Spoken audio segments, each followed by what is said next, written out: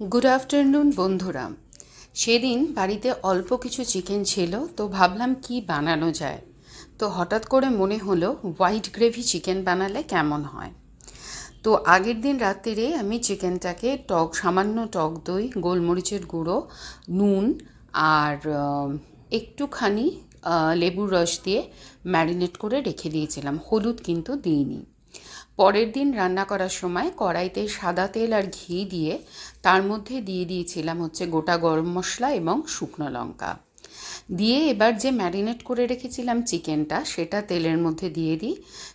পেঁয়াজ কুচি আর সেটা সামান্য পেঁয়াজ কুচি দিয়েছিলাম। পেঁয়াজ কুচি আর চিকেনটা, ম্যারিনেট করা চিকেনটা একসাথে ফ্রাই করতে থাকি সাদা তেল আর ঘিয়ের মধ্যে। এবার আমি একটা পেস্ট বানিয়ে রেখেছিলাম, সেটা পেঁয়াজ, আদা, রসুন, কাঁচা লঙ্কা এবং তিলের সাদা তিল সেটা দিয়ে একটা পেস্ট বানিয়ে রেখেছিলাম। সামান্য কিছু কাজু বাদাম দিয়েছিলাম। সেই পেস্টটা ভাজা ভাজা যখন হয়ে গেল চিকেন আর পেঁয়াজটা, তখন তার মধ্যে অ্যাড করে দিলাম।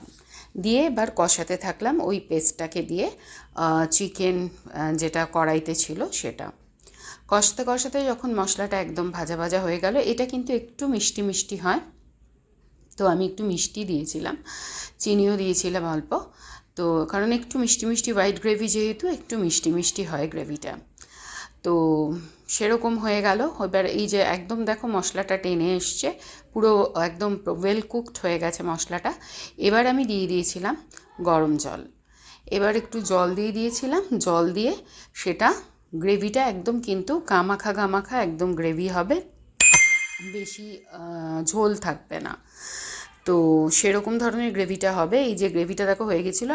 আর যেটা দিয়েছিলাম আমি অ্যাড করেছিলাম, দেখানো হয়নি, সামান্য একটু কেওড়ার জল দিয়ে দিয়েছিলাম, যাতে স্মেলটা খুব সুন্দর আসে, একটু বিরিয়ানি টাইপ, একটু কোরমা টাইপের স্মেল যাতে আসে, সেই জন্য একটুখানি কেওড়ার জল দিয়ে দিয়েছিলাম নামানোর আগে। খেতে কিন্তু দুর্দান্ত হয়েছিল। এটা রুটি, পরোটা, লুচি, পোলাও, ফ্রায়েড রাইস সব কিছুর সাথে ভাল লাগবে খেতে। ট্রাই করে দেখতে পারো বন্ধুরা। কেমন লাগলো বলো। Thank you.